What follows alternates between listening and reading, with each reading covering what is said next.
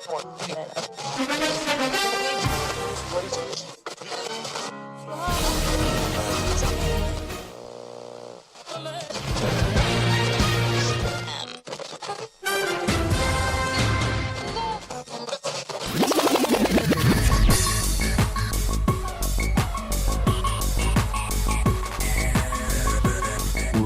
your favorite beverage.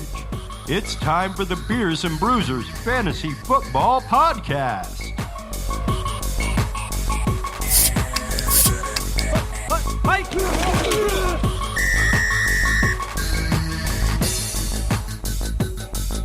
What's up, fantasy freaks and geeks? This is week 2, part 2 episode of the Beers and Bruisers Fantasy Football Podcast. It's week 2, and we already have 3 backup quarterbacks playing: Jacoby Brissett, Gardner Minshew, and Trevor Siemian. All I could say is I'm going to have the Texans and Browns DSTs and a lot of DFS lineups. We are going to start off this episode going through the NFC home games. Then we're going to drop in our 3-team parlay of the week. Chris is very sorry about last week. You know, we lost just because of those damn Broncos, but we're almost there. So hopefully this week we'll make some money here. So we'll drop that in the middle, and then we'll come back and do all the AFC home games. So starting off with the game that was probably the biggest kick in the nuts for me this weekend, the Chargers and the Lions. So just a little, I don't know if it's definitely not a humble brag. I don't know what to call it. Pity, I guess. So in one of my full PPR leagues, I have now lost Hunter Henry to 4 to 6 weeks, which totally sucks. And in a standard league I'm in, I let myself get caught up in all the Darren Waller hype. In the last 2 picks of that draft, I took Hawkinson and Chris Herndon, hoping Hawkinson could tide me over till the week 5 or 6 when Chris Herndon comes back. But like I said, I got a little too excited on the Darren Waller hype train, and I dropped Hawkinson for Waller and missed out on 12 fantasy points. I still won the game, but it would have been nice to win by another 12 points. Of course, you want to put up as many fantasy points each week as you can, right? That's the name of the game. Waller still had 7 fantasy points. You know, he had, I think it was 70 yards on maybe 6 or 7 catches, but the big game was obviously TJ Hawkinson. 6 catches on 9 targets for 131 yards and a touchdown. And in this league, you actually have to pay for each ad drop with real money, not free agent dollars, not fab. So I used my first 2 ad drops to drop Hawkinson for Waller, and then add Hawkinson back for dropping Herndon for Hawkinson. So drafted 2 tight ends to avoid streaming because I didn't want to have to be paying extra for $5 a week to be streaming tight ends. And of course, first week I'm already down $10 streaming tight ends. So what do you know? All right, so getting into the Chargers and the Lions here. Austin Eckler, just an absolute monster. I mean, 12 carries for 58 yards and a touchdown, and then what he did in the air in the passing game is really what separates him. He got 7 targets, caught 6 of them for 96 yards and another 2 touchdowns. It's pretty wild when you think about his draft class and how he's kind of the forgotten guy in this draft class. You know, he was undrafted. The other guys in that draft, 2017, you got Leonard Fournette, Christian McCaffrey, Delvin Cook, Joe Mixon, Alvin Kamara, Kareem Hunt, James Conner, Aaron Jones, Tariq Cohen, Marlon Mack, Chris Carson. It's ridiculous, that draft class. I think in 20, 30 years, they're going to be making an ESPN thing, a 30 for 30, about this 2017 draft class, kind of like that 84 QB class.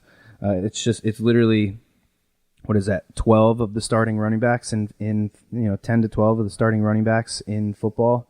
We're all in one draft. It's pretty wild. And this guy, Austin Eckler, was the one who was undrafted out of all of them, and he's just balling out in the absence of Melvin Gordon. He's showing us why the Chargers are in no rush to give Melvin Gordon what he wants. And then, you're looking at the receivers that they have there. Keenan Allen is, showing us why he's still the number one, why he's still a top wide receiver in this league. 8 catches on 10 targets, 123 yards and a touchdown. And you got to figure his opportunities will only go up now that there's no Hunter Henry there. So next 5 weeks or so, you got to figure he's going to see even more targets, probably closer to 12 than just the 10. And then on top of that, you got Mike Williams, who's dealing with a ankle or knee or a leg or something. He should see a lot of the same targets that he saw last year. A lot of people that were kind of down on Mike Williams going into this year was because they figured there's no way he's going to get all those red zone targets and catch, 7 red zone touchdowns in 2018 on 14 targets. But, I mean, if there's no Hunter Henry again, then there's no reason to think why he wouldn't step right back into that role and start, getting those super valuable targets. The red zone is where you want to be at. So hopefully Mike Williams can suit up for him. But again, if he's out, then Keenan Allen is going to be an even bigger monster. Looking at the Lions over here, hopefully the carries won't go 60-40 this season like it did in week 1 with Kerryon Johnson and C.J. Anderson. Kerryon had 16 to C.J.'s 11. If it's going to be like that, we need to see more use in the passing game for Kerryon Johnson. I don't know why. He was only targeted once, and you look at the target share on this team from week 1. Danny Amendola was targeted 13 times. It's crazy to me that they have this dude. He showed us last year why he's a great running back, and they're going to target Danny Amendola 13 times and only target twice. He had 2 targets, caught both of them for 13 yards. But again, if he's only going to be getting 16 carries, and on top of that, he's not going to be used in the passing game, then Kerryon owners are going to probably be pretty disappointed. Hopefully that does not happen. But the headline from this game as far as the Lions go is obviously TJ Hawkinson. Like I said, he caught 6 of his 9 targets for 130 yards and a touchdown. He looks to be the focal point. Now, I mean, this was against the Cardinals. They did end up tying the game. So, it's one of the most annoying things in the world. That's why I say I hate soccer and I love football, because I hate the concept of tying. But it seems like every year we keep seeing more and more ties. We got to do something about that. I say adopt the college football rules. May fantasy points explode in overtime. Anyway, back to the Lions game. Kenny Golladay and TJ saw the same amount of targets, 9. Kenny Golladay did have a touchdown, caught 4 of those 9 targets. You'd like to see him catch more than 50% of his targets. Only had 42 yards. So it seems like Marvin Jones took a back seat in week 1. I don't know if that's something that we should come to expect going forward with TJ Hawkinson now there. Maybe it was just a matchup thing that they saw. I don't know. We'll see with that. But can I see TJ Hawkinson pushing Kenny Golladay for the team leaders in targets every week? Yeah, I do. I think he looked absolutely awesome last week. Moving to the Saints at the Rams, we got a rematch of that NFC Championship game that ended horribly, especially for you poor Saints fans. The Saints coming off that big Monday night game. What was it, a 58-yarder for their kicker Will Lutz? They didn't beat him down, but they did take it from him at the end there against the Texans. It's probably the best game of the week last week, in my opinion. Kamara was special, as he always is. Michael Thomas dominated in targets. He had 13 targets. It was great to see Ted Ginn out there, 7 targets. He was third in the team in targets behind only Kamara and Michael Thomas. Caught 7 of his 7 targets, had over 100 yards, looked awesome. So that was a piece of this offense that we didn't really get to see last year. And, they were kind of scrambling around at the end of the season trying to figure out who their second wide receiver was. So if Teddy Ginn can stay healthy, I picked him up in one of my leagues just because if he's healthy, he's going to see great opportunities. And like I was saying with Mike Williams, he's going to see valuable targets because of how talented the rest of the offense is there. Latavius Murray gave you a double-digit fantasy day no matter what the scoring format was. Taysom Hill run the ball, catching a touchdown in the red zone. He was, lead blocker on power plays. He was rushing the field goals, covering kicks. The guy's unbelievable. I can't wait to see. I want to keep Drew Brees for as long as possible, but I cannot wait to see what this offense is going to look like when this dude takes over. It's going to be pretty crazy. Jared Cook didn't have as much involvement as I thought he would. He was on the field for just 64% of the snaps. That's the same as their third wide receiver, Traquan Smith. I would hope to see him more as that third passing option in 2 and 3 receiver sets, but maybe they're trying to ease him in. Who knows? It's the Saints. They're going to be awesome no matter what. Even if Jared Cook does only see 3 targets like he saw last week, obviously you'd want to see closer to 5, 6. But in this offense, you can't really. If you drafted him, to me, it's kind of ridiculous to drop him for some waiver wire tight end because you never know what's going to happen with this offense, and they could score points at any time. So with the Rams, they won against the Panthers last week. Malcolm Brown vultured 2 red zone carries from Todd Gurley. It seemed like it was a predetermined thing. It didn't seem like it was something out of the blue. Plus, Gurley only had 1 target. So we're talking another 60-40 splits of carries. And, with such little involvement in the passing game, and he's going to come out on the goal line of drives. It's just too much. To be honest, I would be terrified if I was Todd Gurley. I'm glad I avoided him on draft day. To me, after the first big game he has, you should sell high because to me, it seems like the Rams are just going to say, you know what, Todd, we're going to give you 12, maybe 15 touches at most. He had 14 last week a game, and, we're just going to save you for the playoffs, and we'll feed you during the playoffs. So just put it on cruise control throughout the season, in between the 20s, do your thing, get us down into the red zone, and then we'll take you out, and we'll let one of the other kids, put the wear and tear on his knees instead. Robert Woods led the team in targets in 2018 with 130, and I think with Gurley's lesser role in the passing game, you got to figure Woods would lead the team in targets again, and you got to figure he'd probably see even more than that. In fact, last week he had 13 targets plus 2 carries in week 1, and last year 13 targets was his season high. So I think he's the one that's going to see the biggest boost in the conservation of Todd Gurley. Moving on to the Eagles and the Falcons, we got the Eagles coming off a win against the Redskins, even though they started out pretty bad. It was 17-0. I was working an event for the Little Sisters of the Poor, and I was surprised at how many nuns are football fans. So many people were coming up to me asking me if I knew the score of the game. It's pretty funny. So they pulled it out at the end, though, thanks to Deshaun Jackson and his 154 yards. He was targeted 10 times. He led the team in targets, caught 8 of them. Like I said, had 2 touchdowns. Zach Ertz, it was probably the first time in a long time that Ertz was not the leader in targets, but they looked great and they were scoring points. So there's no need to force the ball somewhere if you're putting up points. And Deshaun looked great. The connection with Wentz is definitely there.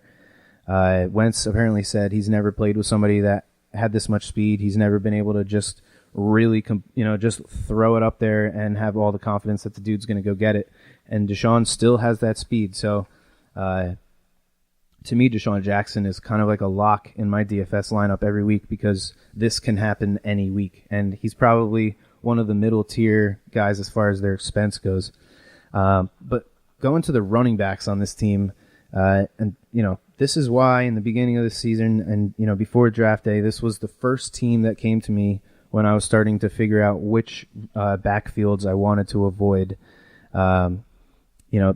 Darren Sproles, Jordan Howard, Miles Sanders, and this was when they still had Josh Adams and Wendell Smallwood. But you look at the carry distro here, Darren Sproles had 9. Darren Sproles actually led the team in touches because he was also targeted 3 times. Jordan Howard only had the 6 carries. Miles Sanders led the running backs in carries with 11, but it's just, and I guarantee you every week that's going to change. You'll never know who's going to get the majority of the carries, 6, 9, 11. It's just, that's why I'm avoiding these guys. Darren Sproles to me is probably worth playing in a PPR league, but the other guys, to me, it's not worth the hassle. Not yet, at least. We'll see what Miles Sanders turns into. Maybe you can, snag him up in a trade or something beforehand, but I'm kind of staying away from those guys. And then with the Falcons here, so again, in the tight end preview episode before the season started, I was talking about Austin Hooper and his role in this new offense with the new offensive coordinator, Dirk Cutter. He's highlighted tight ends in the past, and what do you know, in week 2, he is the leader in targets for the team, well, second behind only Julio Jones, obviously.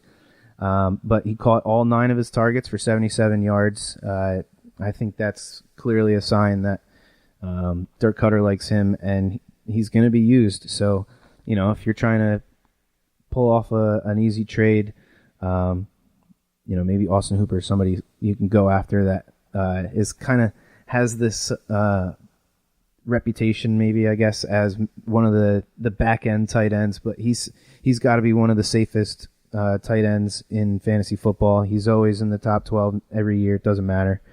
You look at Calvin Ridley, played like a solid wide receiver too, which is exactly what we were hoping he would be. What did he have? He had 6 targets, caught 4 of them for 64 yards and a touchdown. And I think he's going to continue to be a solid wide receiver too. As long as the rest of that offense stays healthy and all those weapons stay on the field, Calvin Ridley will see plenty of opportunity. The running back situation is another story on the Falcons here. You go look at Devontae Freeman, did not look good at all. Ito Smith wasn't all that great either. Yeah, it was a tough matchup, but we'll see here in week 2 against the Eagles how these running backs fare. I mean, both of them saw under Devontae Freeman had 8 carries, and Ito Smith had 6 carries. So I know they were getting kind of, I don't want to say blown out, but they were getting beat pretty good by the Vikings, and maybe they kind of had to get away from the run a little bit. But you'd like to see those numbers up a little bit more, especially with Devontae. He did see 4 targets, so he had a total of 12 opportunities, but just didn't really do much with them. So let's go to the Bills and the Giants. So we saw the Cowboys destroy the Giants in week 1. They beat up that secondary pretty good. So this could be one of those matchups you kind of look for in the beginning of the season, at least until defenses kind of show who they are as far as a matchup goes. And as far as explosive plays, the Bills are right up there. I mean, Josh Allen is one of these electric quarterbacks that can run the ball. He ran the ball 10 times for 38 yards, had a touchdown. Of course, the immortal Frank Gore led the team in carries. Who would, I wish there was a prop bet somewhere, because I'll bet, whatever, that next year, whatever team Frank Gore is on, he'll lead that team in carries in week 1 as well. Devin Singletary only had 4 carries. It's kind of odd, but again, we didn't see rookie running backs really get as much involvement as I think a lot of people were hoping they would get on draft day. But Singletary was still involved. He did have 6 targets, and he was on the field for 70% of the snaps. So he's still going to be involved. You got to figure that number is going to go up. Frank Gore's not going to get 11 carries every week, so I wouldn't be too scared if I'm a Devin Singletary fan. Just be patient, And like I was saying, as far as the explosive plays, you look at John Brown. He had 10 targets, caught 7 of them for 123 yards. He was one of a bunch of deep threats that really went off in week 1. And you look at him and Cole Beasley, they seem to be the wide receivers that Josh Allen likes. Like I said, Brown with 10 targets, Beasley with 9. So if that's the way it's going to dish out, I mean, it seems like it's a pretty clear-cut setup there. You got John Brown, Cole Beasley, Devin Singletary. We'll see what happens with Zay Jones. He'll probably have a big game here or there, but it seems like those are the kind of the guys that you want to go after in this Bills offense. As far as the Giants go, Saquon's going to get his touches, and he's going to be awesome. Ingram is going to continue to be the focus in the passing game, especially with 3 more weeks of no Golden Tate, and apparently Sterling Shepard's dealing with the concussion protocol, which we all know that can be a bitch. So, I'm somewhat surprised to see that Cody Lattimore got 8 targets. Evan Ingram got 14. He 11 catches, 116 yards and a touchdown. And you got to figure it can only go up from there if Sterling Shepard is going to miss as well. It's tough for those Giants, man. I'm glad at least this year, I'm glad I'm a Jets fan and not a Giants fan, because it looks like it's not going to be all that great for the New York Football Giants this year. But now that Sam Darnold has mono, who the hell knows what the Jets' outlook is? But we'll get to that at the end. We'll get to that in the second half of the episode here. We're going to move to the Cowboys playing at the Redskins, another NFC East matchup here. We got the Cowboys, like I said, coming off that big win against the Giants. The Redskins coming off the loss to the Eagles. Two teams kind of going in two different directions here. Darius Geis will most likely miss this game. He's got a meniscus tear, I believe. He got 13 touches in the first game, and he really didn't look all that great. And it opened the door for Chris Thompson, who led the team in targets with 10, had 85 total yards with 7 catches. So that's pretty nice. Pretty nice for in a PPR league for a guy that you can maybe throw in your flex. Adrian Peterson was a healthy scratch for the Vikings in this game, which is a big surprise considering Geis is, coming off of that injury last year. Why they would, just roll in with the two running backs, but hey, who knows what the Redskins are doing there. But yeah, I really like Chris Thompson this week. I added him in every PPR league I'm in. I think I made 5 or 6 FanDuel lineups this week. I think I have him in 3 or 4 of them. I'm excited about him this year, and especially this week. If it's just going to be him and Peterson for the foreseeable future, and with how bad that team looks like it may be, they may find themselves in game scripts where Chris Thompson is much more valuable than Adrian Peterson. He's going to be on the field probably a lot more, so I'm excited about him. We got ourselves here the last NFC home game. It's going to be a doozy. We got the Vikings coming off a win against the Falcons, and the Packers coming off of that win against the Bears with an extra 3 days rest. So the Packers did not look all that sharp on offense. They only put up 10 points. Devontae Adams only had 8 targets. It was a tough matchup, and this week will also be a tough matchup. Like most of the games in the NFC North, it's a lot of good defenses up there. But I'm looking to see the Packers play much better this week. But if they come out and they're a little sluggish and they don't seem to be in rhythm, just remember that it's another tough matchup, and don't freak out. It maybe it's a tough start at the beginning of the game, but they'll probably turn it on at some point. And I don't know. I'm not giving up on the Packers' offense at all.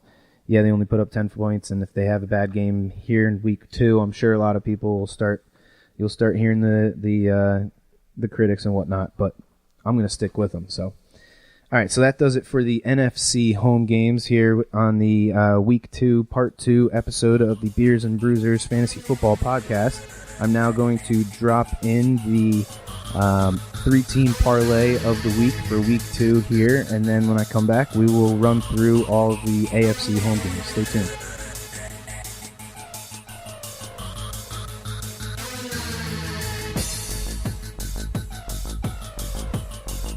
And we are here with Christopher Navarra. Do you ever go by Christopher, or is it just Chris?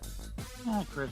All right, Chris. So last week, we just missed our 3-team parlay of the week for week 1. Denver, they were given 2.5 points, but they did not come out. They did not come through for us. Baltimore and San Francisco did, however. So, Chris, who do you like this week? Who are your 3 teams that we're going with for the 3-team parlay of week 2?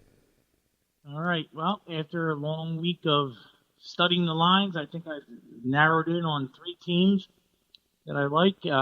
First team, I'm going to go with the Los Angeles Chargers on the road playing Detroit. They are a -2.5 point favorite, and I like the Chargers big in this game. I got 2 words for you: Matt Patricia. And the Chargers running game is going to be too much for the Lions, so I like the Chargers easy. You're not a Matt Patricia guy, huh? No, not after last week. Not a fan of the number 2 pencil in the ear? No, not at all, and that stupid look on his face. All right, who's the second team for this week? All right, second pick, I'm going to take a look at the Cincinnati Bengals. They played a tough game last week out in Seattle, which is always a tough place to play for any team. They took them down to the wire. They lost, but they did cover. And now they're coming home for their home opener against the 49ers. And part of the reason I like this game, one, Cincinnati's home. Always like a team in their home opener.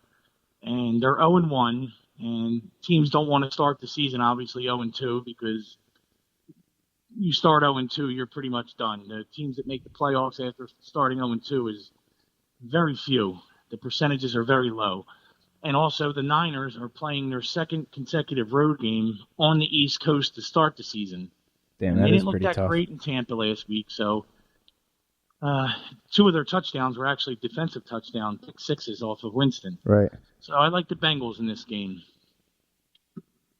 All right. Bengals minus 1.5, was it? Oh, yeah. Bengals minus 1.5. Yep. Okay. All right, so we got the Chargers minus 2.5, Bengals minus 1.5, and who are we going with for the third team? The third team, we're going to go out to the Rocky Mountains and take the Bears, playing the Broncos in Denver. Okay. Both teams lost last week, their opener. Neither team looked good. The Bears laid an egg at home. They were 12-4 last year. Big things were expected from them this year. I think they're just a better team than Denver. They have a better defense. And again, the 0-2 factor comes into play. They're going to be a desperate team. They're coming off a 10 days rest as opposed to Denver, who's coming off a short rest on the short week playing on Monday night. So yeah, I'm going to roll with the Bears, and they are a minus 2.5 point favorite. All right, now with the Bears, are you more confident in the defense playing like they did last week against Aaron Rodgers and the Packers, or are you more confident in seeing the Bears offense look more like it did last year? I think a little of both. I think, the defense, I would say I'm more confident in the defense shutting down Denver, but I also think the Bears offense will pick it up a little bit. They'll get their run game going, maybe get Gabriel involved a little bit, Robinson. They'll put up some points here, and they'll just be too much in the end for Denver to handle. All right. So that is the 3-team parlay of the week for week 2. We got the Chargers minus 2.5, Bengals minus 1.5, and the Bears minus 2.5. Chris or Christopher, whichever you prefer, thank you very much, sir. We will catch up with you next week for the week 3 parlay of the week. You're welcome. Thanks for having me. See you next week.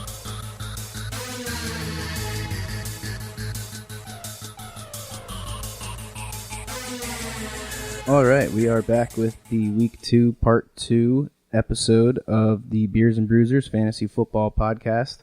I'm actually recording this Thursday night, and I got the Bucs-Panthers game on in the background. Obviously, it's on mute, and I see that the game is in a weather delay. I'll tell you, Carolina must lead the league in the most weather-delayed football games. It's kind of weird. So hopefully that gets rolling back again, because it was pretty cool recording while the game's on. It's pretty fun.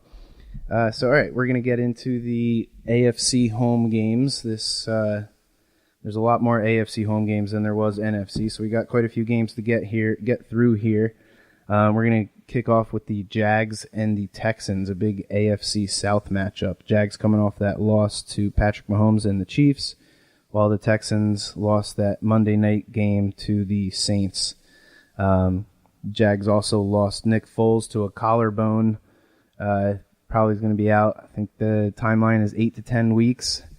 Looking at these wide receivers, I said it in the Week 1 preview. It seems like they just have a whole crew of number 2 wide receivers. I'm not sure if there's really a number 1 there. I think it was kind of the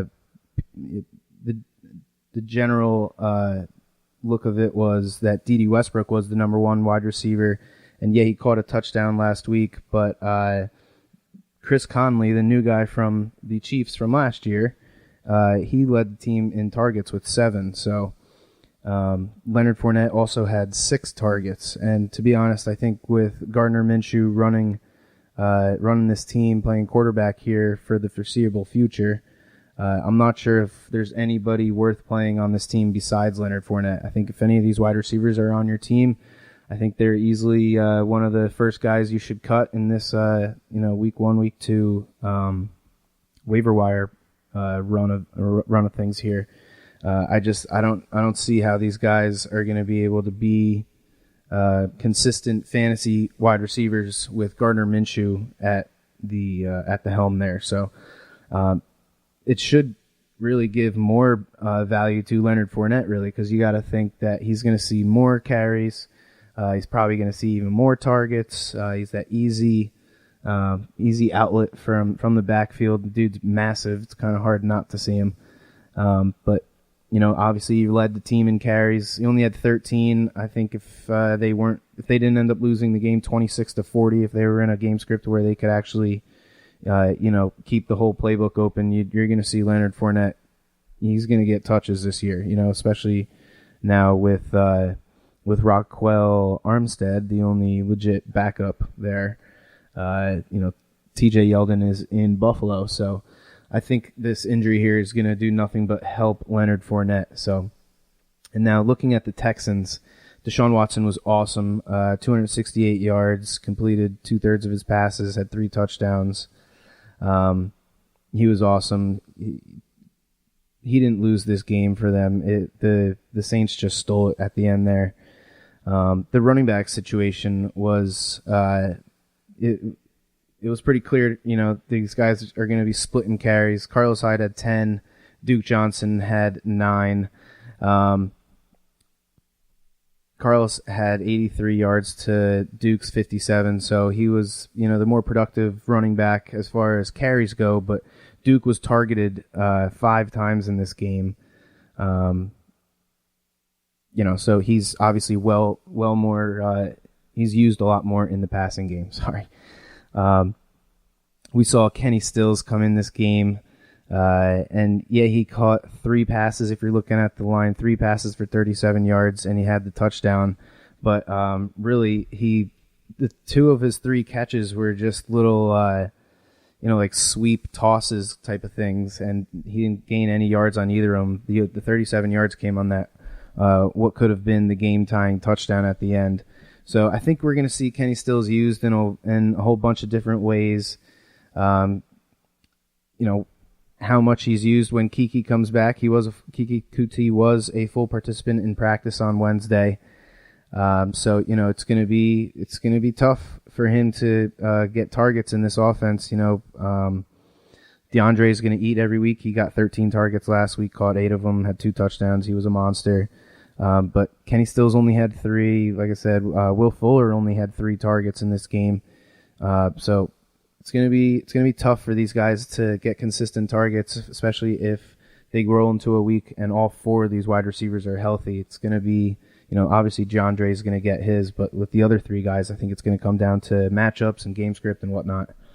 But yeah, I mean, in this game, at least Jags playing at Texas against the Texans here, we got ourselves, I've been waiting all season. Actually, I was trying to do it last year, but I never got around to it. We have ourselves our first revenge game for Carlos Hyde.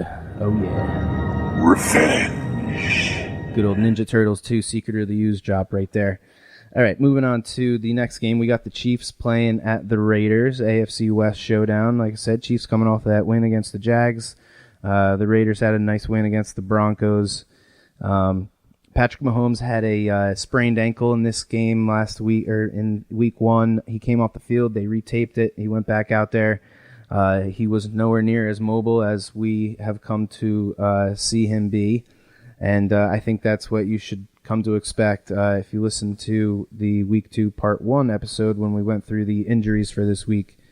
Mahomes is obviously still worth playing. You're never going to sit Patrick Mahomes. To me, even if he's got a broken leg, I'm still playing Patrick Mahomes. But he's just not going to be running around as much as he does.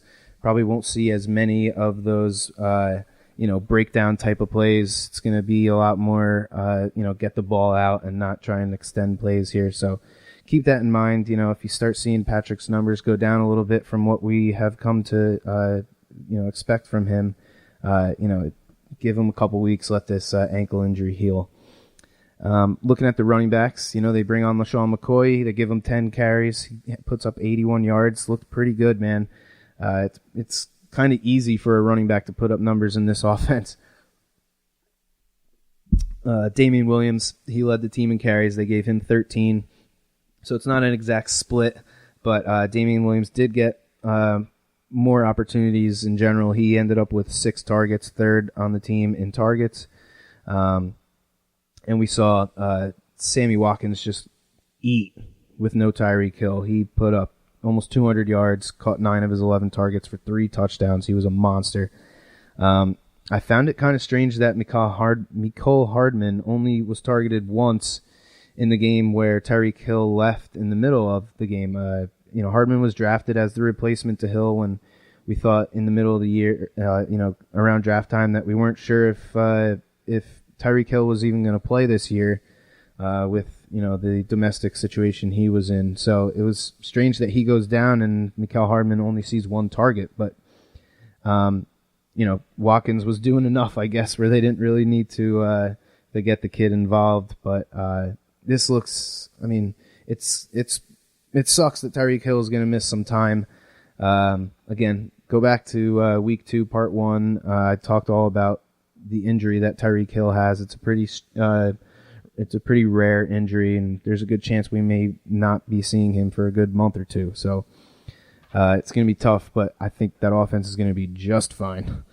Moving to the Colts at the Titans. The Titans absolutely beat down the Browns last week. The Colts lost a tough one against the Chargers.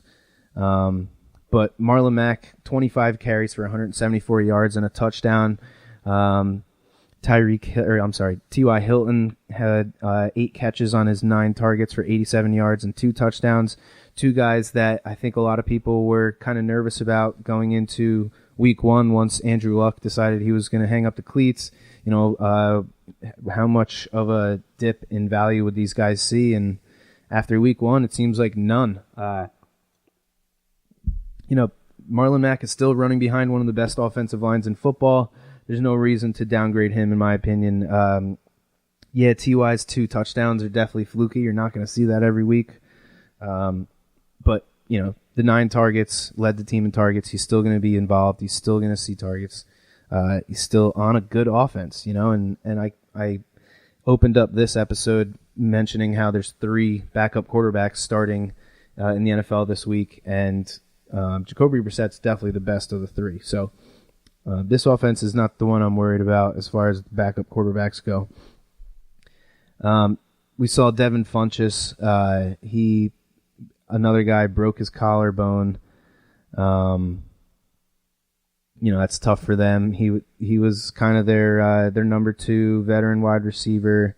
And actually, Devin Funchess last year when he was with the Panthers, when there was no Greg Olsen, he kind of ran those tight end type of routes. So now with him gone, I think that kind of opens up the door a little bit for Jack Doyle and Eric Ebron to see a little more target share than they saw last week. Each of them, the 2 of them combined, only saw 5 targets. So that's something, hopefully for you Eric Ebron and Jack Doyle owners out there, we see some more targets go their way, especially with Devin Funchess out. Looking at the Titans, it was a big day for Derrick Henry, picking right up where he left off at the end of the fantasy playoffs last year. I want to see it for a few weeks before I buy into it. You go back to last year, Henry was by far one of the most inconsistent players in fantasy. Maybe this new offensive coordinator sees Derrick Henry for what he is, which is a workhorse who should be getting 20-plus carries a game.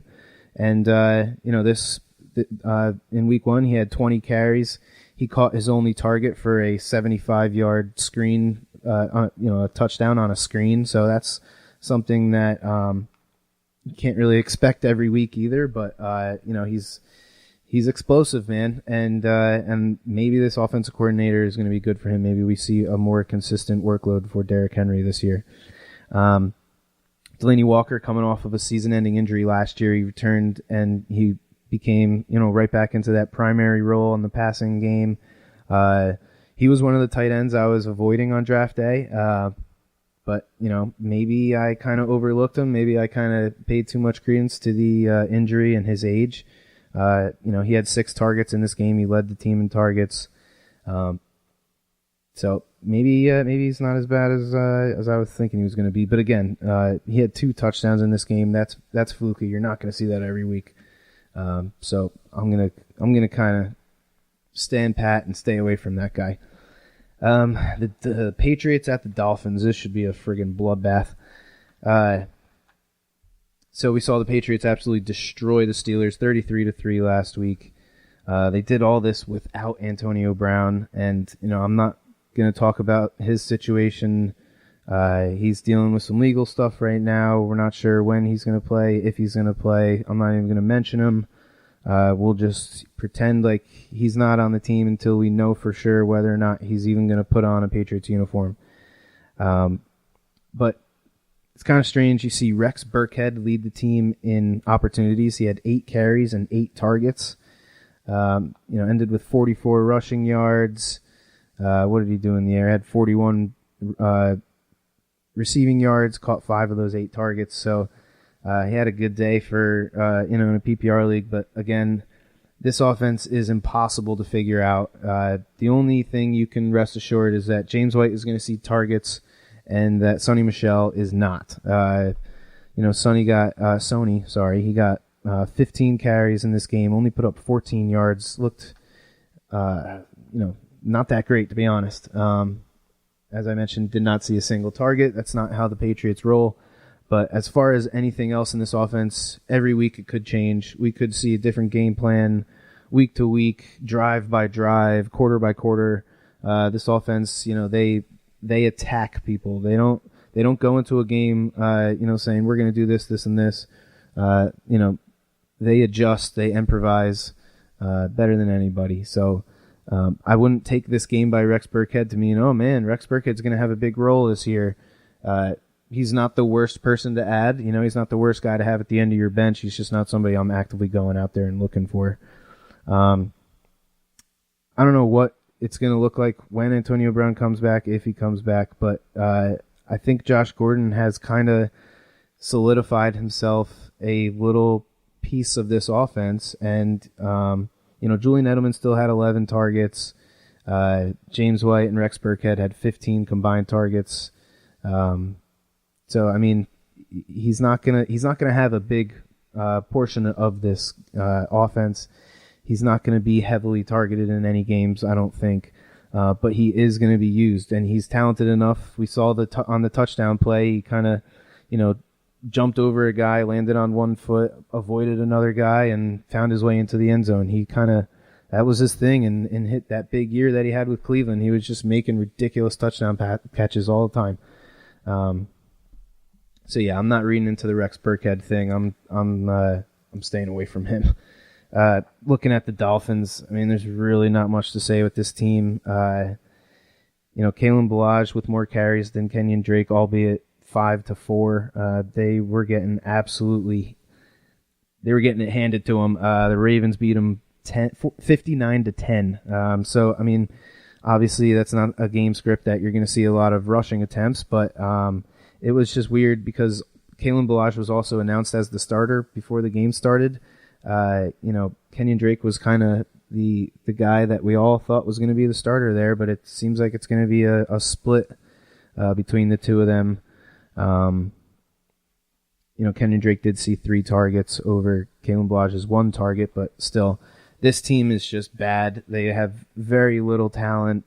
This has to be Devontae Parker's last chance. He led the team in targets with 7, did have 75 yards, but he's kind of been on this team for years where it feels like it's kind of like him and Corey Davis with the Titans. They're just waiting for something to come of these guys. And if he's going to be the number 1 guy there this year, he's got to show him something. It was also encouraging to see young tight end Mike Gesicki get 6 targets. He only caught 2 of them for 31 yards, but it was good seeing that guy finally out on the field and producing for us. Looking at the Bears and the Broncos next, Mitchell Trubisky threw the ball 45 times last Thursday. That cannot be the winning formula for the Bears. It can't. Especially with the running backs that they have on this team. They need to give the ball more to these guys. Mike Davis, he really kind of hurt Montgomery last week, and so did Matt Nagy, with his horrible play calling. But Davis was really good last year, and I kind of figured this, especially with a rookie running back, that Davis would have a significant role in this offense. We know that Tariq Cohen is more so used as a wide receiver than a running back. They're not gonna. It's very odd to see teams just kind of give the ball to a rookie running back, 15, 20 times the first week of the season. In fact, I think Josh Jacobs was the only guy, the only rookie running back this week to break over 16 carries. It was more than 13. He had 23 carries. So it's just you don't see it very often. So, but yeah, going back to the Bears here. Sorry. Mike Davis is going to be good, and I was also surprised to see that he was third on the team in targets. Cohen had no carries, but he did see 10 targets. And like I said, Mike Davis was third on the team behind Allen Robinson's 13, Tariq Cohen's 10. Mike Davis had those 7. So, he had 5 carries and 7 targets. He's going to be used in this offense. He's going to be annoying. He's going to be a thorn in the ass of all of the David Montgomery owners out there. And it looks like he may even eat into a little bit of Tariq Cohen's target share as well. But yeah, I think Allen Robinson really is the only consistent wide receiver you're going to see on this offense. There's going to be weeks where Gabriel and Patterson and Miller all have big games, but I think Robinson is clearly the number one there. I still like Cordell Patterson as a super cheap play in DFS lineups because, again, it only takes one big play. Why not throw that guy into one of your wide receiver spots and hope for the best there. So moving to the Seahawks, playing at the Steelers. Steelers coming off that embarrassing loss to the Patriots. They looked bad. The Pats defense really shut them down. Juju had a decent game, but a decent game considering he had lockdown corner Stephon Gilmore on him. Caught 6 of his 8 targets for 78 yards. This offense is it's in transition mode. They're still figuring it out. Juju is obviously the number 1, but the question is, who's the number 2? Who's going to take on that role that Juju played last year? Dante Moncrief caught 3 of his 10 targets. James Washington only caught 2 of his 6 targets. They were big disappointments. One of these guys is going to have to step up for this team and for this offense if they're going to be anything this year. I was super disappointed to see Moncrief and Washington see 16 total targets while Vance McDonald and Jalen Samuels only saw 6 combined targets. I kind of outlined it in the tight end preview episode before the season started about how many targets are now available with Jesse James and Antonio Brown gone from the Steelers. Vance McDonald seemed in line to really take a big step forward. Jalen Samuels showed us last year he's got some serious skills catching the ball out of the backfield. And, I was expecting them to be much more involved than they were. And, it's kind of disappointing. And Ben Roethlisberger was apparently, he was quoted saying that there's just a couple things that they need to tweak going into next week. And maybe one of those things is to kind of get away from throwing the ball to those second and third wide receivers and get Vance and Jalen Samuels a little more involved. I sure would like that as the Jalen Samuels owner in a couple weeks. For the Seahawks, the guy that stood out to me the most, Chris Carson, led the team in carries and targets and receptions. Pete Carroll did say in the offseason that this is what they were going to do, that they wanted to get Chris Carson more involved in the pass game, and they did that. Chris Carson had 46 yards on his 15 carries, scored the touchdown. He also had a receiving touchdown. He caught 6 of his 7 targets for 35 yards. Lockett got the deep touchdown, but DK Metcalf seemed to be more of the wide receiver focus in the pass game. Caught 4 of his 6 targets for 89 yards. It's pretty good for a first game rookie wide receiver. You don't see rookie wide receivers go out and put up numbers early in the season like you do running backs. The only rookie wide receiver that comes to my mind that had a huge year was Anquan Bolden back in the day. But if there's one team that knows how to draft and develop wide receivers, it's the Seahawks. I mean, for the past 5-6 years, they've been taking these little dudes like Doug Baldwin and Jermaine Kearse, and put them in Super Bowls and having them making crazy catches. So we'll see what happens with DK Metcalf. He's obviously got the frame of a legitimate number one wide receiver, and we'll see what he turns into. Here with the Cardinals and the Ravens. Like I said, the Cardinals tied in week 1 against the Lions. The Ravens absolutely destroyed the Dolphins. Marquise Brown showing us why they call him Hollywood. He had 2 huge touchdown catches. He is a legitimate burner. And like a bunch of deep threats in week 1, he showed up. Hopefully he'll be on the field a little more as the season goes on. He only was on the field for 18% of the snaps. That's only 14 plays. So he saw 5 targets in 14 plays. That's 1 out of every 3 plays they're targeting him. So, hopefully that snap count goes up because he is obviously electric, and hopefully, he can learn to, run some more routes than just those deep threat routes. The running backs here, if you look at the numbers, Gus Edwards ended up having more carries than Mark Ingram, but I think a lot of that was somewhat of the game script. But really, if you really break it down, he got more work than I'm comfortable with as an Ingram owner. He split the red zone carries. The 2 of them were split in the middle of red zone carries, which is not good. You want to see Mark Ingram get all those red zone carries. But Gus Edwards looked great for them last year. He showed them some legit power running. A guy that is he's not going to dance around the backfield. He's going to hit that hole. So, the Ravens like that. That's how they play. Looking at the tight end situation here. So again, in my tight end preview episode before the season starts, I was talking about Lamar Jackson and how he likes his tight ends. So they were targeted on over half of the passes in this game. Mark Andrews led the team in targets. And like I said, I pointed this out in the beginning of the season, how much Jackson likes throwing the ball to his tight ends. Again, I think Mark Andrews is a great play, especially in DFS lineups. He's one of the middle-ranking tight ends, and for a dude that's going to see 8 targets, catch 100, he caught all 8 of them. That's the other big thing. Those guys that they convert all their targets, you see them consistently get those targets, caught a touchdown as well. We saw Hayden Hurst also get 4 targets. Nick Boyle got 3 targets. The tight ends were targeted 15 out of the 26 pass attempts in this game.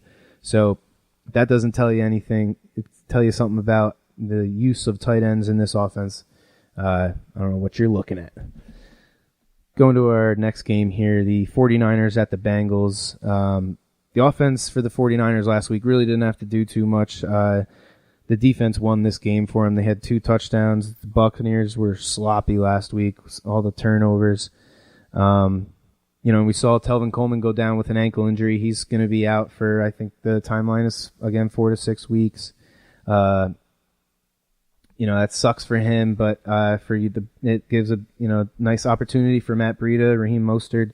Breida stepped right into the primary runner's role, although with his injury history, I wouldn't be surprised if we saw him share with Mostert like 60-40%, like a lot of these other teams are doing, and that's kind of what it ended up being. 15 carries for Breida, 9 carries for Mostert. They each were targeted once, so it seems like it's going to be a 60-40 split between the 2 of these guys. And honestly, I like Mostert. Last year in 3 games where he had at least 5 carries, he had an 87-yard game, that was on 12 carries, a 59-yard game, that was on 7 carries, and an 86-yard game, again, on 7 carries. So I think he's a sneaky play, man. I think he's worth adding. Like I said, Matt Breida's got some injury history himself. He seems to always be getting nicked up and whatnot. So especially in a DFS lineup, he's probably dirt cheap, and I think he's well worth it this week. You look at the Bengals last year, they were horrible against running backs. They got absolutely beat up by running backs last year. So, this is the offense for a dual threat running back that can really produce. Kyle Shanahan knows how to call plays for those running backs for sure. Looking at the Bengals, so Mixon left the game, another guy with an ankle injury. If he misses, you're going to want to play Giovanni Bernard. He'll be great in DFS because he's going to be cheap. He had a couple games last year where when Mixon was out, he played great. So, if Sunday morning rolls around and he's out, definitely get on your waiver wire if you got anybody that, you're kind of back and forth with, whether to play in your flex. Play Giovanni Bernard. You'll be fine. With the wide receivers, Boyd and Ross saw 11 and 12 targets respectively between the two of them. Ross with the 2 big touchdowns. One of them was on a flea flicker. Obviously, he had the bigger game, but I was happy to see his usage on the other 5 catches that he had that weren't touchdowns.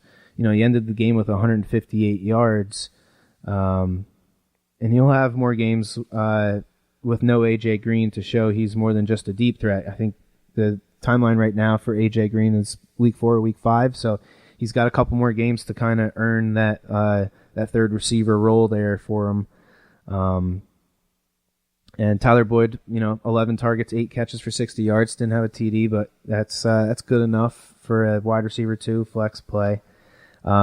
Surprisingly enough, another tight end that I was low on coming into the season, Tyler Eifert, saw 6 targets in this game. He was third in the on the team with targets. Kind of strange. This the head coach now with the Bengals comes from the 11 personnel, offense that the Rams run out there with Sean McVay, and the tight end is really not a position that they focus on in that offense. But maybe with no AJ Green, they're going to be using Tyler Eifert a little bit more. So maybe he's somebody that you can look into DFS lineups. He's probably on the cheaper side. And if AJ Green's going to be out and he's going to get 6 targets, they like him in the red zone too. That team has always liked him in the red zone. He's a great player when he's healthy, obviously. All right, we got our last game here, the Monday night game. 2 teams that got embarrassed week 1. The Cleveland Brownies and my New York Football Jets. I was kind of surprised to see Le'Veon get all but 2 carries in this game. Ended with 17 carries. Ty Montgomery had 2. Jamison Crowder got 1, but that was it. And he added 9 targets in the pass game. So that was the second most targets on the team, only behind Jamison Crowder's 17, which is ridiculous. He had just under 100 total yards, Le'Veon Bell did, plus the touchdown. So, I was kind of expecting them to ease him in to the first game or two, but that's not the case. They gave him 26 touches right off the bat. So they're going to rely on him, and they're going to have to, especially now with Sam Darnold catching mono somehow. They're saying he may be out a whole month. So they're going to have to rely on Le'Veon Bell. And I knew Crowder, if healthy, would see a lot of targets, playing that slot position in this Adam Gase offense. But 17, holy crap. He could be a stud in PPR leagues this year as a wide receiver 2 or as a flex, somebody that you could have gotten in one of your last picks of the draft. If he's going to get 17 targets every week, it's going to be wild. And, Quincy Enunwa is going to miss the rest of the season. Probably the number 2 option as far as the passing game goes. That's not, Robbie Anderson running deep routes. But now with Quincy gone, you got to figure that these 2 guys are going to see even more targets. So, if you look at the target share from last week, it was pretty much Crowder, Le'Veon, and Robbie Anderson, and the 3 targets that went to Quincy. But with him gone now, I think it's just going to be those 3 dudes. And when Chris Herndon comes back, he should see a slightly bigger role than what the Jets were hoping to get out of him, I'm sure. I'm excited to get him back as a Jets fan because he looked great last year, and it seems like, with Quincy out, they're going to need another option in the passing game there. Got to get this dude Trevor Siemian as much help as we can. But this defense needs to play better. They lost that game for him last week. They let the Bills, with 3 minutes left in the fourth quarter, go down and score a touchdown and win the game. It can't happen, dude. Can't happen. So, like I said, two teams that got embarrassed. The Browns lost to the Titans. They just got beat down, man. Nick Chubb, as expected, 17 carries. There was 3 other dudes that carried the ball once, so it's Nick Chubb's show. We'll see what happens when Kareem Hunt returns, but until then, we got 8 weeks of Nick Chubb getting solid touches. He also had 4 targets, caught 3 of them for 10 yards, so he's going to be used a lot. I'm not too concerned about his workload. It's the wide receivers there, trying to figure out how to keep both of these guys happy. Odell had 11 to Jarvis's 7, and Njoku had 6. Njoku had the touchdown. Odell had the yards. I think this is probably what they're going to want to keep it at, probably 10 to 12 for Odell, 7 to 8 for Jarvis, and 5 to 6 for Njoku every week. I think that's kind of that should get them there for the Brownies. They got to play defense, and Baker Mayfield needs to be more accurate. Can't go out there and throw 3 interceptions. So the one guy I'm kind of concerned about is Jarvis Landry, and I said this before the season goes. He's always been a dude who needs that volume to be a good fantasy wide receiver, because all of his catches are all 3, 4, 5 yards past the line of scrimmage. He doesn't get targeted down the field really. So if he's going to see under 10 targets a game, his value is definitely gonna see a downtick for sure. So something to keep in mind. That's gonna do it for the Week 2 Part 2 episode of the Beers and Bruisers Fantasy Football Podcast. Thanks so much for listening. Hopefully Chris's 3-team parlay of the week this week will actually win us some money, and I think Adam's lineup this week will do better than it did last week. I like that Sammy Watkins play a lot. So thanks again, and we'll see you guys next week. And as always, may the fantasy gods be cruel to your opponent. You have been listening to the Beers and Bruisers Fantasy Football Podcast. For more episodes and information, follow us on social media and tune in every week.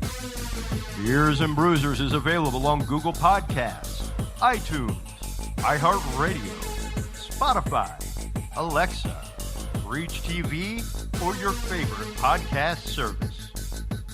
Beers and Bruisers is a proud member of the HC Universal Network family of podcasts.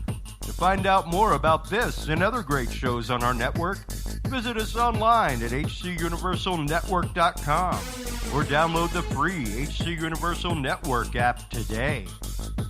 Fantasy football is fun, but gambling addiction destroys lives. If you or someone you love suffers from gambling addiction, please do not be afraid to seek help. The National Council on Problem Gaming operates a national problem gambling helpline network. Contact them today at 1-800-522-4700. Thank you for tuning in to the Beers and Bruisers Fantasy Football Podcast. Please remember to drink responsibly and always look for your man downfield.